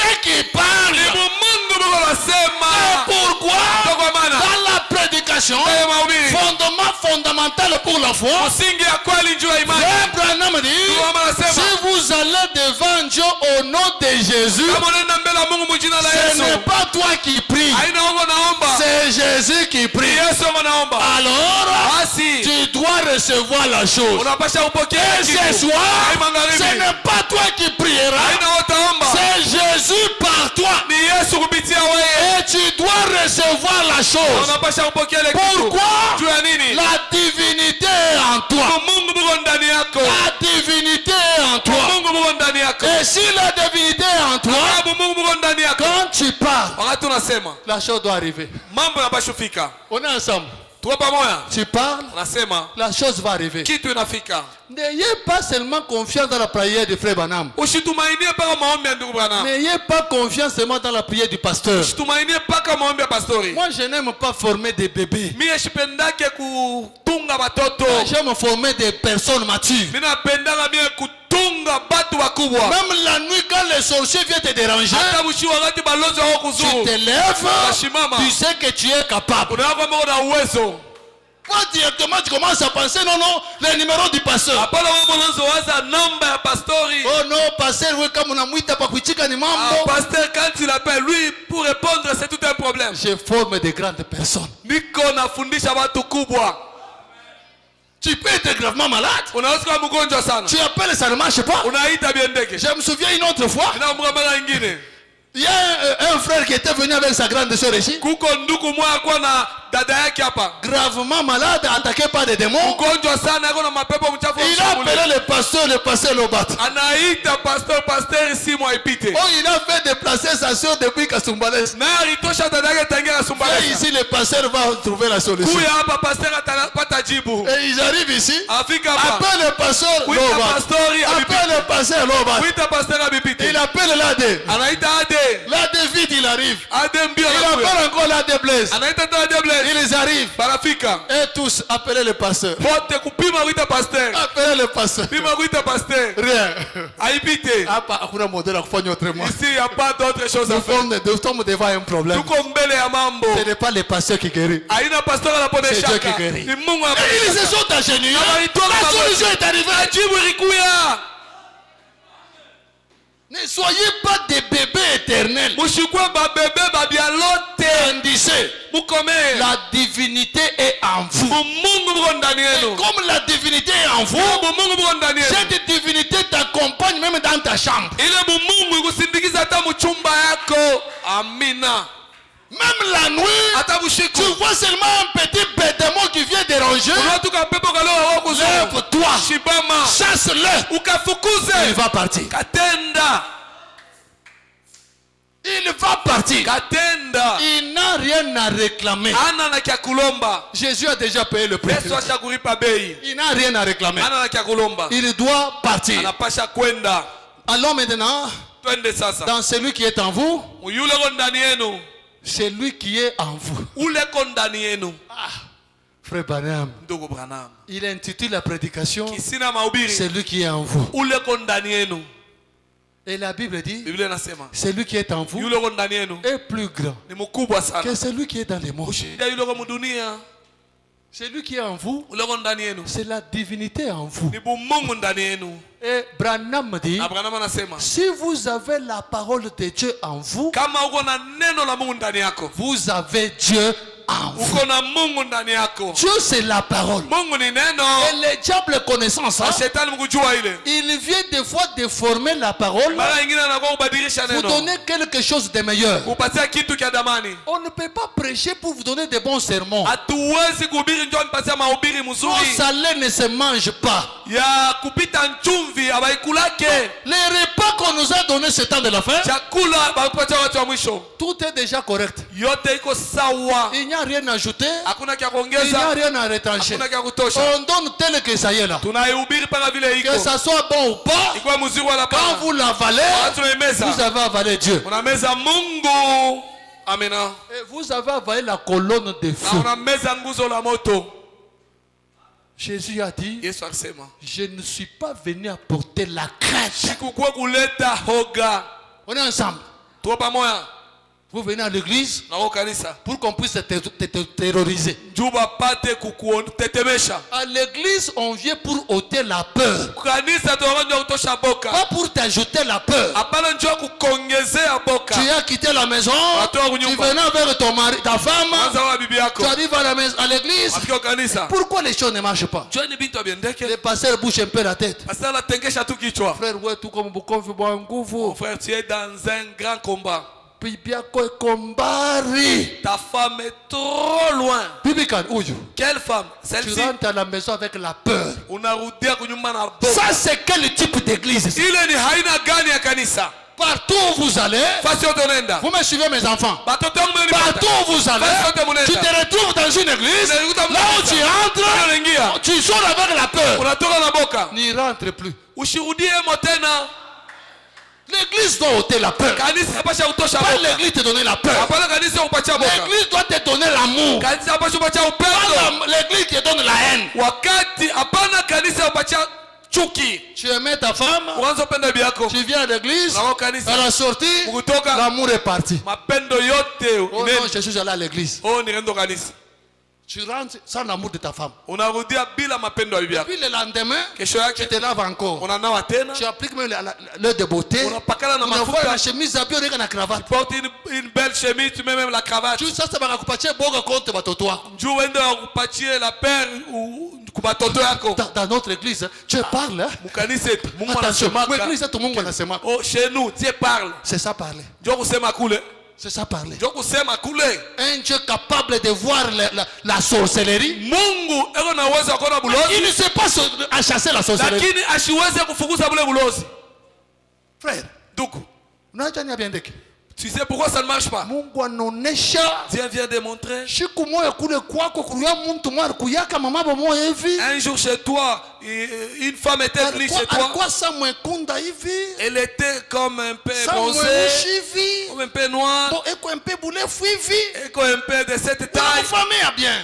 Tu la connais bien. Atupende njo kuleta fujo. On ne veut pas amener des désordres. Tutamutaye ule muntu. On ne va pas la citer. Si njo fujo nye mnaleta. C'est ça même les désordres que vous avez amenés. Maintenant la personne arrive à la maison, Mtu afika kunyumba, anaanza kuréfléchir. commence à réfléchir. Ah, alisangaje. Ah, c'est la Ça tante. va siku un peu bulefu bwa C'est hivi. la tante qui a un peu cette taille. Le Dieu du message, Mungu wa ujumbe il donne des prophéties avec précision. analeta kama utabiri kabisa, Hapana les à peu près. et non les Oh appels. non, chez nous Dieu parle. Oh, kwetu Mungu anasemaka. Tangu anaanza kusemaka, Depuis qu'il avait commencé à parler, ushapataka monini. qu'est-ce que tu as déjà eu? Même au Branham Tabernacle, Hata Branham maskani, Dieu ne parlait pas de prophéties chaque jour. Non. Mungu ashikwanze kusemea kuma utabiri kila siku. Hapana. Mes enfants, vous me suivez. Batoto wangu mnanifuata. Vous me suivez, maman. Eti mnanifuata ba mama. Attends mon voyage. Même dans le voyage. On est directeur dans un tabernacle. Unajikuta mu maskani moya. Kila siku Chaque jour, ule Mungu wao anashuka kusema le Dieu qui descend pour parler. toka mwile tabernacle. Oh, sort de ce tabernacle. Vous m'avez suivi. Mnanifuata. Toka mu. Sors. Ce sont des démons qui agissent. Ni mampepo la tumika mule. Même au Branham Tabernacle, ce n'était pas comme ça. Hata ku Branham maskani ya bigu yake vile. Un Dieu qui est comme un petit garçon de course. Mungu anakuwa saa mtoto wa kutuma. Seigneur, Bwana, tu dois parler ce soir. imangare unapasha usema. Tu dois parler. Pasha usema. Je regarde la série malade. Tu dois parler. Ngadaze kwa mgonjwa pasha usema. Et tu as peur. Mungu anashikia boka. Parce qu'on nifukuza mu église. Qu'on ne puisse pas me chasser dans l'église. Parce qu'on nifukuza mu Qu'on ne église. me chasse pas dans l'église. Ni ndukwa ke moi vije na mkombanisha. Oh, c'est un tel frère qui est en train de les combattre. C'est un frère comme ça qui te combat. Peut-être nous frère nous combattre. Pale ni renda. Mimi nengia tu paka hivi prophétie na toka. Je suis entré seulement directement la prophétie est sortie. Jo prophétie. Njo unabile. Comme Comment on peut jouer avec votre psychologie comme ça? namna gani batacheza na mawazo yako vile? Eh, tu sors là-bas, non, Dieu ndakule, Mungu anasema. Anatoka j'étais là, Dieu a parlé. Je me souviens une fois, il y a papa Océa qui était venu me voir. Mimi nakumbuka mara moja kwa baba Osea kwa unyona. Oh pasteur, Oh pasteur, je sais que toi, tu ne peux pas aimer comme je suis allé voir la maison des dons là-bas. mimi najua wewe upenda kiasi sabile Mais nilienda kuna là manyumba où je suis mazawadi. parti, Lakini kule nilienda on m'a dit bananiambia que ton homo ule mashinako doit mourir dans un mois. anapasha kufa hapa. Alors il faudrait que Moi, toi, je- toi, mon pasteur, que tu puisses me rebaptiser. Asa napasha wewe pasteur wangu unibatize mara ya pili. Qu'est-ce qu'on a dit? Basa nini? Homo wangu atakufa. Oh mon homo va partir. Condition, Kanuni, ni ko rebaptiser. je dois te rebaptiser. Je ne le fais pas. Shitaifanya. Ça vilo ni homo wangu. Comme celui-là c'est mon homo, On ne le fait pas. atuifanye. Tuchunge un mois. Qu'on attend d'abord après Mimi moi. natwanga magoti. Moi je m'agenouille. Que je puisse voir. Nione. Mon homo est là jusqu'aujourd'hui. Mpaka leo majina yangu kwako. Ça c'est quel type de prophétie? Sasa ile ni aina gani ya utabiri? Banduku, mukala mukeko. Mes frères, soyez un peu souple. Des prophéties qui font toujours peur. Ma utabiri walitapaka boka. Mungu anasema hii mwenja itaisha. Dieu a dit c'est moi, ne va pas terminer. Utakufa. Tu vas mourir. Sasa nifanye. Que dois-je faire? Oh non non, kuya, Oh, nikunawishe mai. Que je puisse te laver. Et puis unachika bien, wewe tu papa Et puis, mjima, toi, la papa, cravate. tiens. Wewe unasaidia nishike kufa. Tu acceptes calmement avec la cravate que je ne puisse pas mourir. Nafika wambia mai banaeka pale unatosha mango nekala, banaanza kunawisha Tu mai. arrives au maître de l'eau là-bas, on enlève tous les habits et on commence à te laver. Tura bibi yako yuko kwako. Maintenant, le tour de ta femme aussi viendra. Tura bibi yako yuko kwako. Le tour de ta femme est là. Wewe banakunawisha unachika. Toi, tu as accepté, on t'a lavé. Sasa naye atakuwa mnawisha na wewe ichika. Le temps aussi, ta femme ira pour qu'on puisse la laver. Accepte aussi. Tout ça au nom des prophéties. Biote ile munjina utabiri. Banaanza kualabisha matabernacle On yetu. commence à détruire nos tabernacles. On se retrouve à chaque coin de la rue, il y a un tabernacle. Tunakuta Mais pa vous makona entrez à yote. l'intérieur. Qu'est-ce qu'il y a à l'intérieur? Munaingia ndani, nini ko ndani? Ah non, non, la moisson est grande. Il y a trop peu d'ouvriers. Mavuno yako mingi, bafanya kazi wa Est-ce que kidogo. tout ça, on peut appeler des ouvriers? Est-ce que bote wataita wafanya kazi? Ce sont des gens qui dérangent même la marche de Ni l'église. batu wako nasuru hata mwendo ya kanisa. C'est ça. Bon, lisons cette écriture. Tusome andiko. Bon, quand l'Esprit conduit à parler comme ça, on parle. Wakati roho inaongoza kusema vile, tunasema. On n'a rien à peur. On ne peut pas avoir peur de quoi que ce soit. Hatuwezi kuwa na boka izuku nini. Celui qui est en vous, Ule ko ndani yenu. prêché le 10 novembre 63, Na ubirwa le 10 novembre 63. paragraphe 156. Nokta yake 156. Frère Branham dit ceci. Ndugu ama nasema hivi.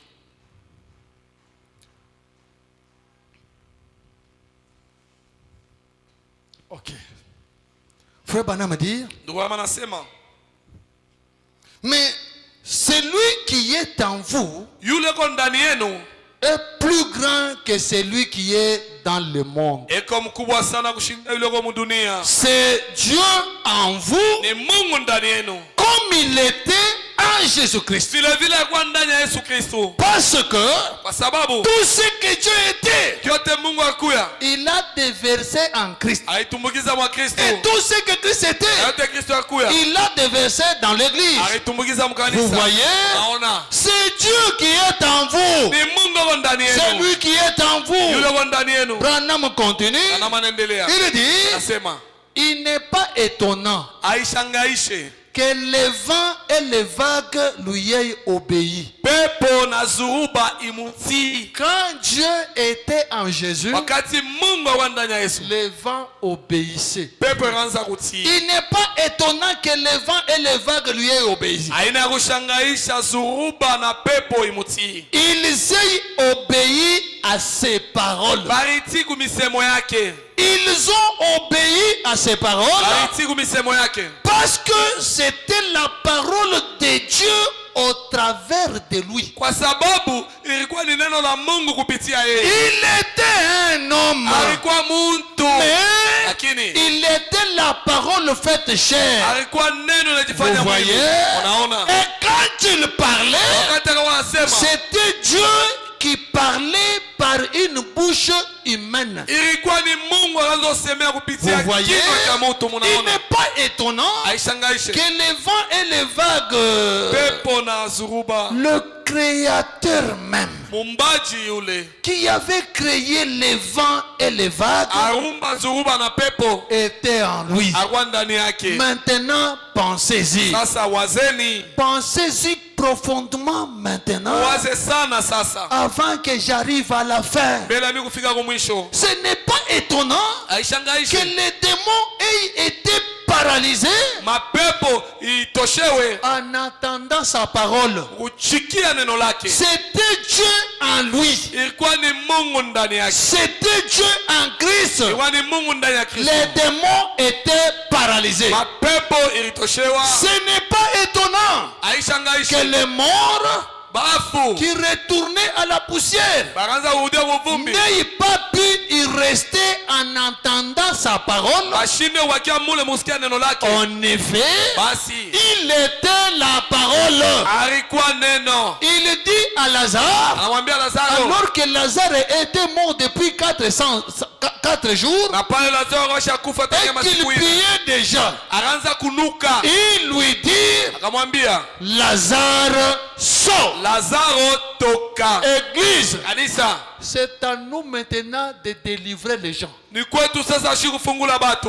Amina. Délivre tes enfants. Fungula watoto yako, Délivre ton mari. fungula bwana yako, Délivre ta femme. fungula bibi yako, Délivre tes affaires. fungula makazi Nous yako. sommes au 7e jour. Tuko musiku ya Au saba, 7e jour, c'est Dieu qui se repose. musiku ya saba ni Mungu Dieu anapumzika. se repose Mungu anapumzika, et toi tu agis. naona C'est tenda. pourquoi il a dit Ndio kama nasema que c'est une alliance ni infaillible. agano ya Toi kuanguka. tu parles, Wanasema Dieu accomplit. Mungu anatimiza. Même ce soir, Hata magharibi toi tu parleras, watasema Dieu va accomplir Mungu cela. atatimiza ile. Je me souviens d'une écriture, on lit, on termine par là. Nakumbuka andiko mwa tusome Dans tumalizie Exposé pale. des âges, Ukotiliwa vizazi. page 163, Karatasi 663 juste au milieu ici. katika chumu. Frère Branham dit ceci. Kama anasema hivi. Et aujourd'hui, Na leo quand l'Église reviendra à la parole avec foi, wakati kanisa tarudia kuneno na imani, nous pouvons dire avec assurance tunaweza kusema na hakikisho que la gloire de Dieu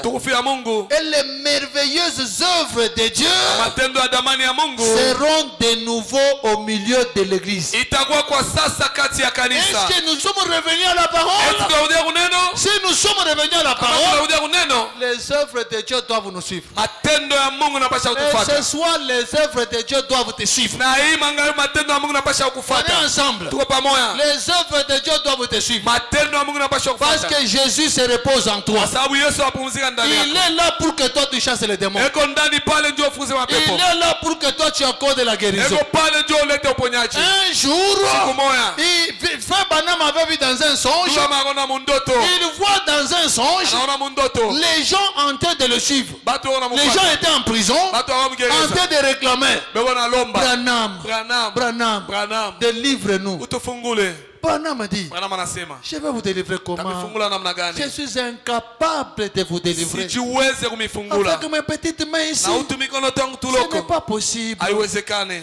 Pendant qu'il pensait que ce n'était pas possible, Wakati yakanzowaza sasa et il lui haiwezekane, disait akaomba kanzo qu'il n'y mwambie a que Jésus qui peut vous délivrer. mpaka Yesu aweze kumifungula. Il voit directement Jésus apparaître. Anaona Yesu anatokelea, Jésus arrivé, Yesu anafika, il regarde là-bas, anaangalia il kule, voit les prisonniers. anaona Au bamgereza. lieu que Jésus délivre, Uko Yesu afungule, Jésus regarde Branham. Yesu amwangalia Branham, Branham, Branham délivre ces gens. ufungula batu. Et Jésus est parti. Yesu anaenda Même ce soir, ate bangaribu. si ton fils est malade, Kama mtoto wako si tu mgonjwa, as un problème, kama una mambo, Jésus te regarde. Yesu anakuangalia, Il s'en va. anapita. Occupe-toi de ça. Wewe shughulikie le C'est mambo. maintenant notre tâche à Ni nous. wakazi yetu Ce sasa. soir, Ni magharibi. c'est notre tâche Ni kazi yetu. pour délivrer, Tu kufungula. pour accorder la guérison, Tu kuleta uponyaji. pour susciter même de grands hommes Tu d'affaires. kulamisha tafanya Que le kazi Dieu kubwa. bénisse. Mungu amebariki. Mettez-vous debout. Simame bwima.